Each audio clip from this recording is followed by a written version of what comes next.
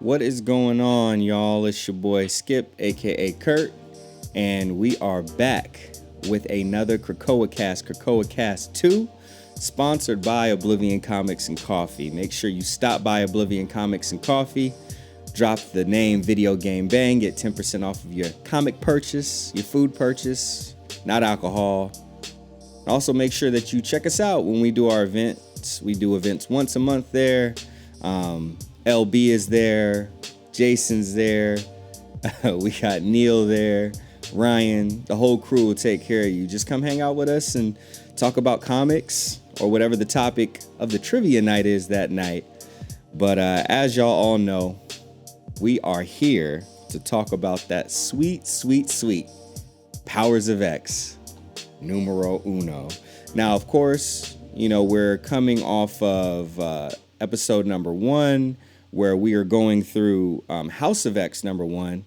Corey, my co-host, who is not here tonight, much more important business. He's doing well, but he did not have to participate in tonight's deal. He's got some more important business. But your boy Skip and Tasha, aka Skip, I am here to share it with you. Thank you for y'all who are tuning in. We're going to start off with kind of an impressions and a non-spoiler portion. From there, we'll move over into spoilers, and anybody who's watching this through Oblivion Comics and Coffee channels, consider this a snack. Consider this a little offering. What do they call those things at Costco that we all used to get? They weren't demos. What were they? I forget the name of them. But anybody who's gone to Costco would know that you walk through the aisles and they give you a little sample. They give you a little tiny sample, hoping to hook you on that, microwaved cheeseburger or mini corn dogs. But we've got something much better than mini corn dogs and Costco food, minus the pizza. We've got Powers of X number 1 by Jonathan Hickman. Incredible. And this one, anybody who has already read House of X number 1, this pushes your brain a little bit farther. And I was wondering how far my brain could stretch. And then we got to the very last panel and I was like, whoa. So initial impressions, I do enjoy the art from House of X a little bit more than this one. But I do like how grandiose this idea is, as if House of X already wasn't. I'm just going to be straight up with y'all. Jonathan Hickman is my favorite writer in comics, and everything that he's doing with this book, I'm really enjoying. I feel like I'm following along and I have more clues as to what's going on in House of X, but in Powers of 10, and I wondered, I was like, why are they both X, but one is the Roman numeral for 10 and the other one is just X? And after reading Powers of 10, I totally understood. So, of course, it starts us off with a quote, as the other book did, from Moira McTaggart. I'm not going to read that quote, but what I do want to share is just the first page in the comic. The first page in the comic, it's crazy. It's so interesting how he set it up, and I think this immediately showed me why it's called Powers of 10 right out the gate. So you see Professor Xavier, and it says, X with the exponent of 0, the XMEN year 1, the dream. And then the next one is X with the exponent of 1, XMEN year 10, the world. And that is the Professor Xavier or the Charles Xavier that we saw and that we're familiar with from House of X. And then we get X with the exponent of 2, the XMEN year 100, the war. And then finally, X with the exponent of 3, so X to the third power, the XMEN year 1000, Ascension. And you can see, if you're joining me via video, you could see these panels here. If you're just on audio only, crack your comic book out and take a look. If you haven't already, go. But I advise buying things from the comic shop. Obviously, Oblivion Comics and Coffee, please do. But if you're not near a local comic book shop, for those who are not near a local comic book shop, go ahead and get it digital. Let's still support the industry and take a look at this first page. It says so much. So obviously, year 1, year 10, that's 10. Year 10, year 100, that's 10. year 100 to year 1000, that's another 10. So the powers of 10. So we are seeing the evolution, because that was kind of always the thing, right? Like the X-Men are evolved, Homo sapien superior. So I like that Jonathan Hickman is taking it to the future, and not that no other story has before. We have countless stories that have taken it to the future, but it's how far he's taking it and the significance of it. And again, with my impressions, even though I like the art in House of X better, this art is really solid. The coloring is fantastic. That's what I really, really was getting a kick out of. This is a little bit more conversational, I would say, especially how it starts out. I do enjoy the dialogue better from the first one, but I understand why the dialogue was the way it was in here, and it's still really good dialogue, like still some of the better dialogue in the industry. This book is important. These two books intertwined to tell one story, and they're very important. So that's why I'm not getting into spoilers for the initial part. If you're joining us through Oblivion Comics and Coffee channels and you're seeing this, I'm a comic book lover and I'm not being biased. Go get this book. Like, this is the quality that I want every single one of my comic books to be at. And realistically, that's not going to happen. And it doesn't mean we can't enjoy ones of lesser quality. But if we want more books in the comic book industry to be quality like this, we got to support these ones. And it is worth your money. Go down to Oblivion Comics and Coffee. Get the book if you're in Sacramento.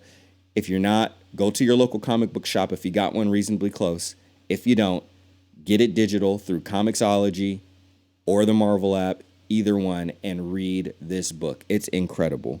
So thank you so much to Oblivion Comics and Coffee again for lending us these books. And for the people that stuck around, you get to see my Krakoan seeds. Yes, it is true. Thank you so much to Ryan at Oblivion Comics and Coffee.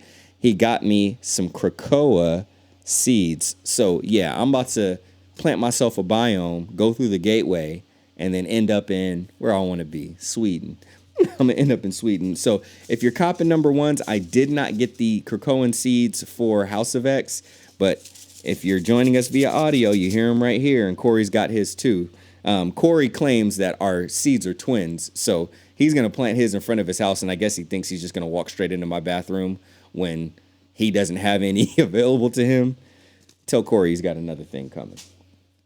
And that will conclude the spoiler-free portion of this video and audio podcast. Thank you again to Oblivion Comics and Coffee. And for everybody that is joining me here on YouTube and in the podcast, spoiler warning, we are about to dive in. Oh my gosh. This book is freaking crazy. This book is wild. I'm trying to hold it together. I'm going to go through it a little bit with you guys just to talk about it page by page, especially if you're joining me via video. Awesome. We are going to skip some pages, obviously, but let's go ahead and get into it. So, of course, we're familiar with the first page, as we mentioned, showing the power of 10 every situation that they're in times 10. So year 1, year 10, year 100, year 1000. And it starts off with Charles Xavier going through this kind of carnival-like area. And Moira, who seems to be Moira McTaggart, is there and stops by. And then what we get next, I'm kind of going to go away from it for a second, but what we really get next is very interesting. So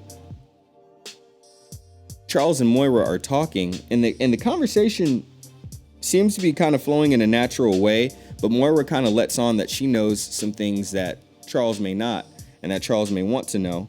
I'm going to just highlight this part right here about the magician, the tower, and the devil.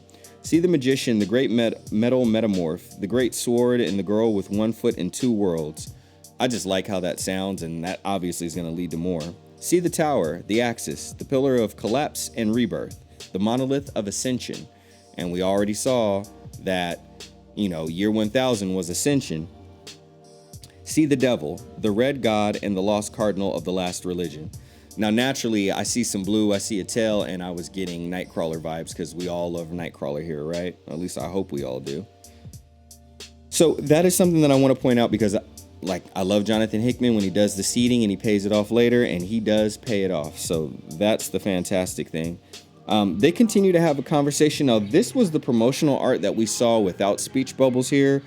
And that is the one where it shows, kind of like a medium close-up of Charles Xavier, then a medium close-up of Moira, a medium close-up of Charles with a similar face, Moira with a little bit more of an intense face, and then Charles, does his hand motion where he puts his fingers to his brain like he's going to use his telepath powers, and his eyes are wide open like, oh, like he's having a huge revelation. And sure enough, he is. For those joining me via video, you can see it here. And the font on here is, I'm sorry, do we know one another? Moira says, oh yes, we go back quite a ways. And of course, Charles asks, who are you?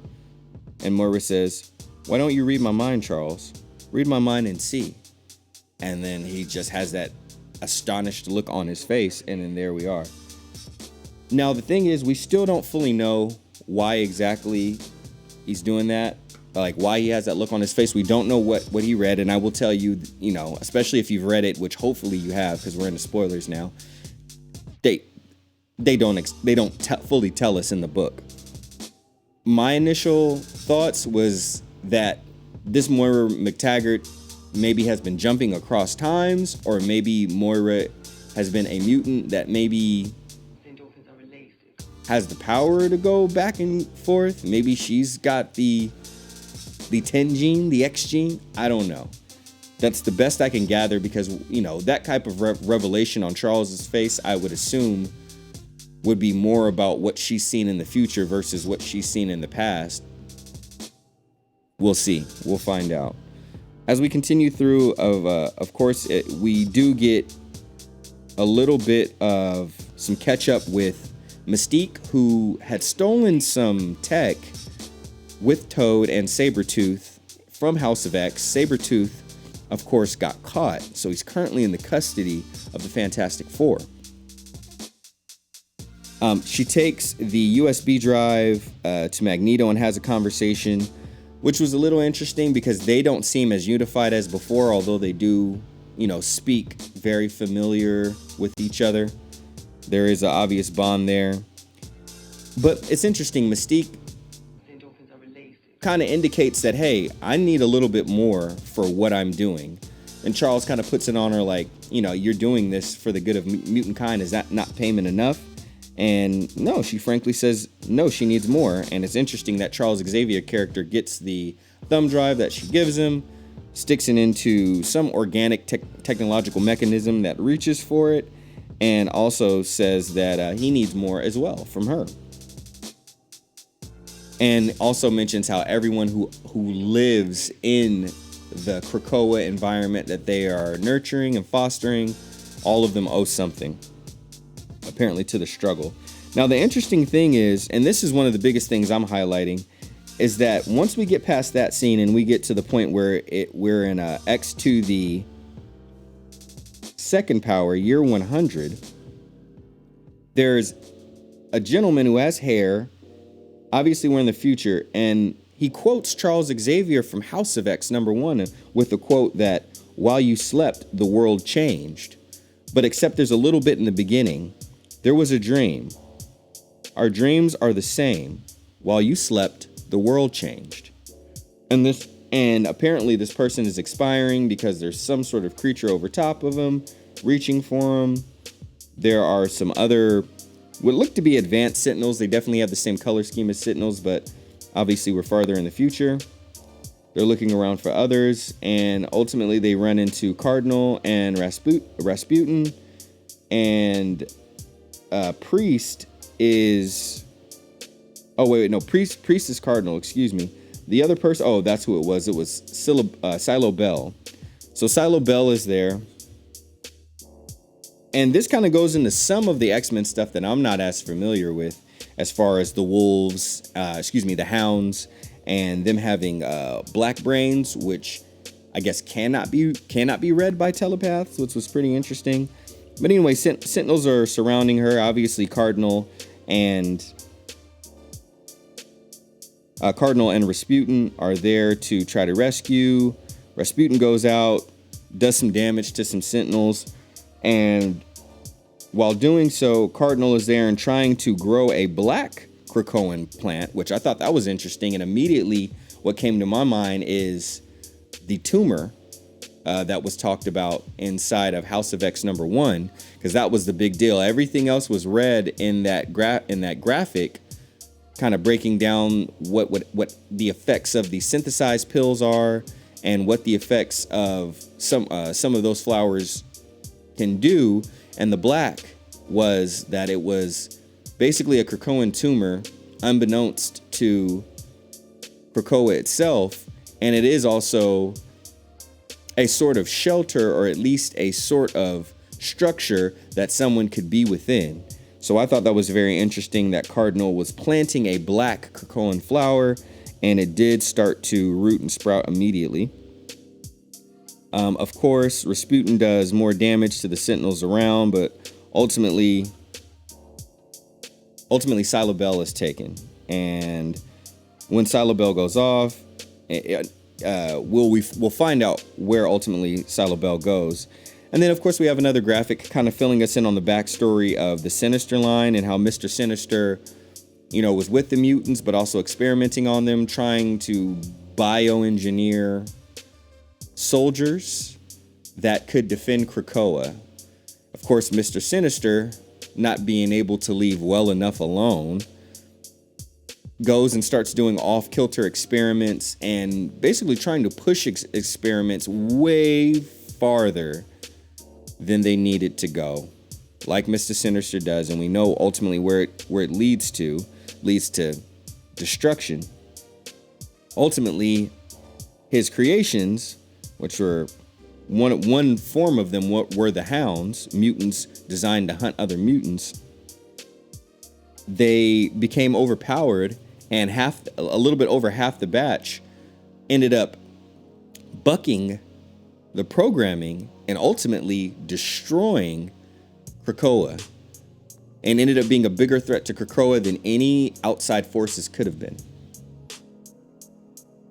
We get to that, and we go to the Tower of Nimrod the Lesser, the human machine monolith, and that's when we see, and for this one, for the people joining me with video, we can go back and we could take a look at it. So we got that monolith that had showed up earlier in the graphic when Moira McTaggart was speaking to Xavier. Ultimately, that's where they take Silobel. There's a conversation going back and forth about her willingness to give up the data or not.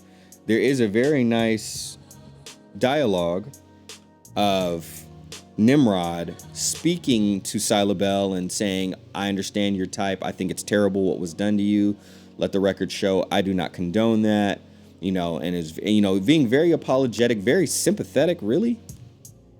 And ultimately, kind of gives her the sweet business. Like, now, with all that being said, you have what we want. You can make this easier and provide it to us, or not. And we can manage to get it the ways that we are very skilled in obtaining this information, which ultimately would involve her pain. Now, her being such a devoted and stout warrior gives no indication that she's going to give up the information at all.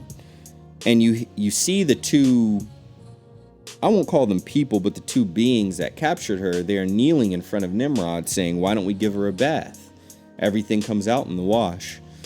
Now, going back to dialogue and me being a Quentin Tarantino type fan, one that has not seen Once Upon a Time in Hollywood yet, I love like idioms. I mean, what is the other word for them? The word escapes me right now.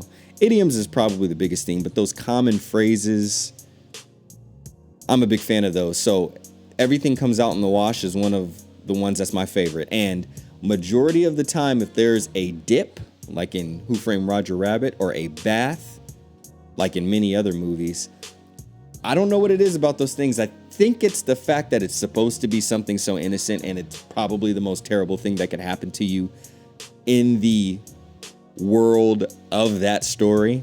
I was like, oh yeah, give her a bath. Give her a bath. Let's see what comes out in the wash. Maybe I'm a sick, demented person who needs help. Or maybe I'm just enthusiastic about good dialogue and a good story. And let me tell you, they put Silabelle in the bath, boy. Yes, they do. But Nimrod's dialogue to her really is solid writing, and I won't say that it meanders a bit. I don't believe it does, because Jonathan Hickman doesn't waste words or phrases or panels. But this was probably the slowest part, but the dialogue was real good, and the art in this particular section did ramp up quite a bit. It's just that when we're close up and things are well defined, I feel like the art is the best. But when we pull back, it's almost like less effort goes into it. And I know it's an aesthetic, but I'm just not a fan of the, hey, we pull. I don't know. I guess it's how it's done. Everybody does their version of it. Anyhow, outside of me being a comic snob and them getting to the part where finally the bath is taken, they talk about the kennel. And I do like how they spell kennel, Khenil. Now, naturally, the kennel are where the hounds were ultimately created and held, trained, and all that. Not all that good stuff, all that terrible stuff to make them hunters of their own kind, hunters of mutants. We get past the point where Silabelle was taking a bath, and we come up on the part where we have Rasputin and Cardinal walking through the portal of a Krakoan clan. So ultimately, obviously, the black Krakoan flower sprouted and created the gateway for them to walk through, and they do. And when they get there, it's interesting. We have Logan there, something that looks like Groot. Another thing that I definitely cannot tell, and who looks like Magneto but is in green and definitely has a white hairy beard on the face. Now, if we flash back to earlier when Mystique was talking to Eric Lancher, aka Magneto, clean shaven, no white hair on the face, only white hair on the head. Here it's different. So I'm not convinced. Excuse me, sorry, I had to pop my neck there. I'm not convinced that we're exactly in the same time period. Magneto looks older, and instead of white, he's wearing green. Logan does look a little older, although he is masked, and the white hair on his face does indicate that he's older, but he's got healing regeneration, so it only goes so far.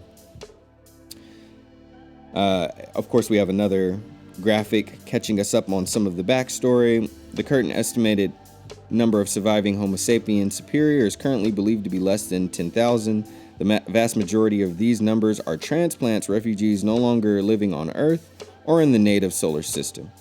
So they do talk about how a smaller portion, closer to 2,000, is with the Shi'ar Empire. If you guys remember the Shi'ar with Lilandra and everything, you'll definitely remember it from the cartoon. If you watched the XMEN cartoon in the 90s, of course, if you read the comics, you'll recognize as well.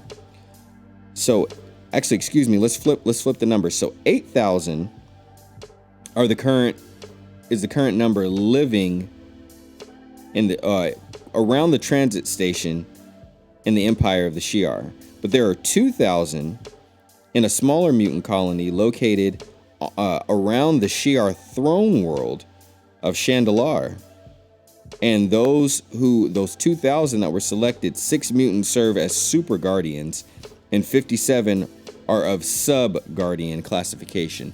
So basically, that smaller number is kind of like the more mighty or the more, badass of the bunch, so to speak.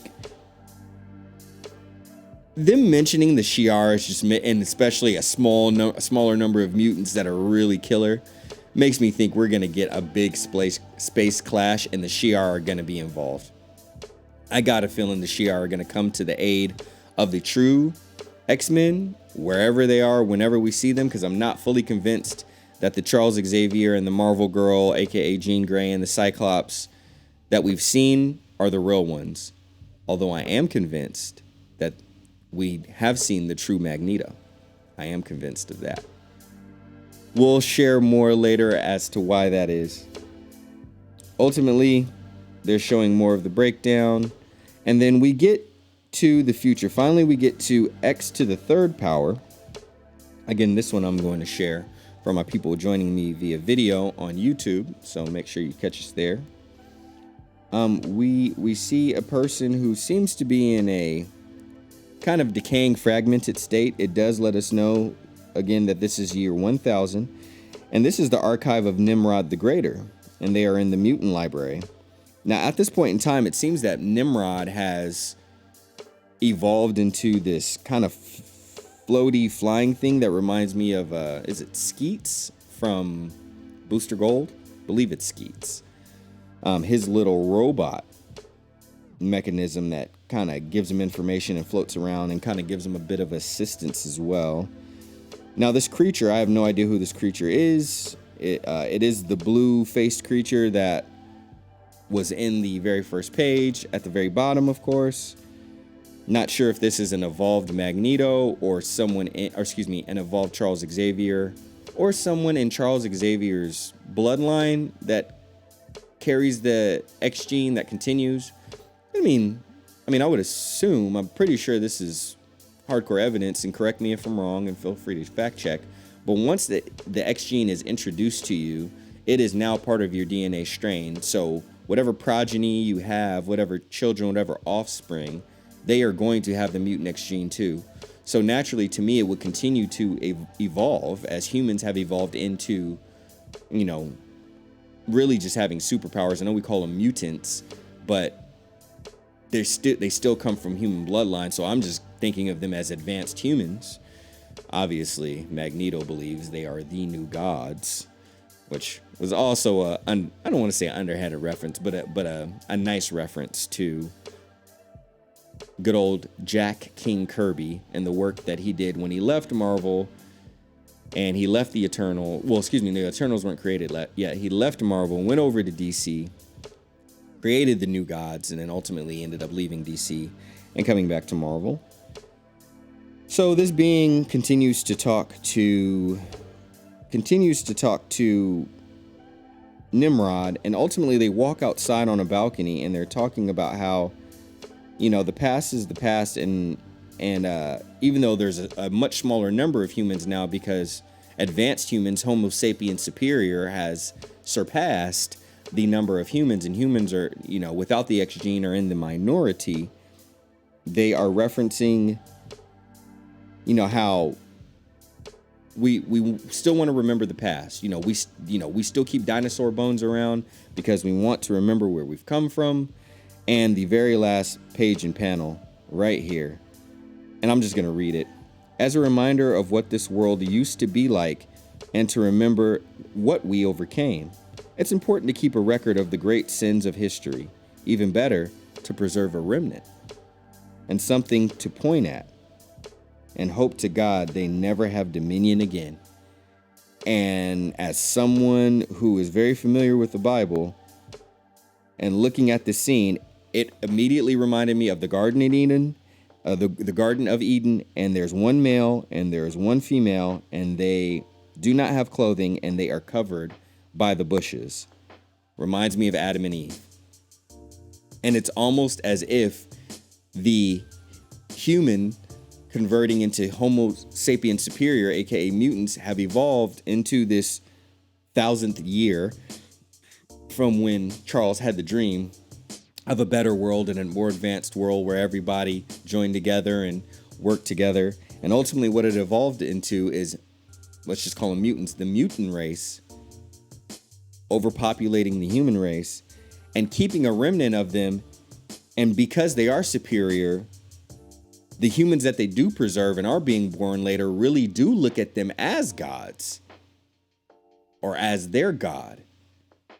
And in such an interesting fashion, Jonathan Hickman has taken the creation story of the earth and of our existence, fused it with mutants and the mutant lore and world of Marvel, turned it on its ear, and went so far forward that he reversed it.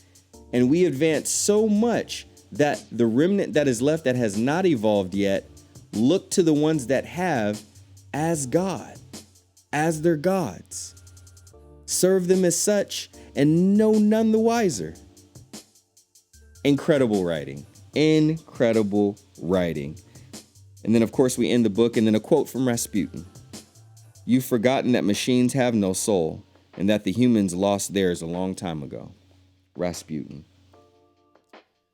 This one was harder for me to get a gauge of where we're going to go, because we are jumping back and forth between scenes, we're jumping back and forth in time. Year 1, year 10, comes into play. I guess it's obvious to believe that in year 100, it is 100 years later. Maybe Magneto is keeping himself alive somehow, but I doubt it. He's still human and he still ages, so that's got to be someone else in his garb. But Logan can still be around, and the other people, I don't know who they are, but obviously they have Rasputin and they have Cardinal working for them, and in some way, shape, or form, they are fighting against Nimrod because they're not unified with Nimrod. And Nimrod is at the Monolith, and I'm curious to see if they're trying to maybe barge the Monolith, blitz it, and get Silo Bell back, get the information, and maybe overtake it because they know what's going to happen further in the future. I'm not sure, but Jonathan Hickman's point was driven home in that last panel. And this overarching story, although it does not explain very much what or give us a lead on what to look forward to in Powers of 10 number 2, this story itself, just the concept that it builds up. He's just so great with large concepts and things that you have to kind of twist and bend your brain on, but he does it in a digestible way. Scott Snyder, as nice as he is, sometimes he just writes over the head of everyone. I think maybe even himself sometimes, and just trying to be too complex. But Jonathan Hickman understands that the ultimate complexity is shown through the simplicity, shown through how you break something down to such a smaller and digestible level. When you can fit a big idea in a small package, you've conquered complexity in the highest. And I would say Jonathan Hickman is definitely a master at complexity being boiled down to its simplest and most essential nature. This is Skip, aka Skip and Tosh of the Video Game Bang Comics Division. Thank you so much for joining me for this podcast. Thank you so much to Oblivion Comics and Coffee for providing us with these books, providing us with these Krakoan seeds, so Corey can use it as a gateway to come use my bathroom, to come use my facilities when he is locked out of every bathroom in his home. He will be back next episode. Keep an eye out for him. I will be back next episode. Next episode, we will be covering House of X number 2, which comes out next weekend. This will be a weekly podcast at the very least. We may be popping in here and there if we have some concepts and ideas. Feel free to join the Video Game Bang Discord, which you can find that if you find us on Twitter or Twitch. You can always tweet one of us if you can't find it. I am at Skipintosh, SKIPNTOSH, and I can get you that. Come in and talk about it with us. It's a heck of a time. It's a lot of fun. And if you find yourself enjoying this, good, because I'm trying to talk Corey into covering East of West, Jonathan Hickman's creator-owned story, comic, published through Image, and has been picked up by Amazon to be turned into a show. And good old Robert Kirkman of The Walking Dead is not writing, but is producing. And to have an experienced producer who also works at the same comic book publisher, Image Comics, via Skybound, means that it's got a better chance of success. I am going to Stockton Con this weekend. Nick Dragata, the artist of East of West, is going to be there. I do have some of his signed art. I will be talking to him. I've already talked to him on Twitter. He's responded, trying to find me an issue of my favorite East of West comic that he can sell me and sign for me. And he did say he would interview after the last issue of East of West comes out. And that will be coming out here in the next few months. There's only 2 left. So around the time that we finish up House of X and Powers of 10, and they split off into the new rebooted X-Men series, we'll probably cover at least the very first, probably the second trade of East of West here on the Krakoacast. It might be the Westcast at that point, who knows? And we very well will likely have Nick Dragata, artist of East of West, written by Jonathan Hickman, here on the show. And hey, if we can get Hickman, we'll get Hickman too. We'll see. He's a rascally little bastard. And I like that he's that way. He's not the typical comic book writer. He's not the typical guy, nor am I. So I enjoy it and respect it. So let's see if one oddly, dispositioned, passionate guy can get another on the show. But for sure, let's see if we can get Nick Dragata on here. That would be incredible. If we have any other comic guests that want to come on and do some interviews, we may incorporate that as well. Just stay tuned, locked in. Make sure you visit us Wednesdays and Saturdays for the Video Game Bang podcast with Emma, Corey, and Webb. Most likely Nexus will be there as well. And keep an eye on the stream for me doing some Marvel Ultimate Alliance. I have not played it at all yet. And I'm specifically not because I want my experience to be fresh for the Video Game Bang stream. So join me there, join us there, and take your butt to Oblivion Comics and Coffee and order some comics and some coffee and some tea. Mention VGB, get 10% OFF, you know what I mean? I tried to make a rhyme and it didn't, but I love y'all. Thank you so much for tuning in. Thank you so much for joining us, and be here next week.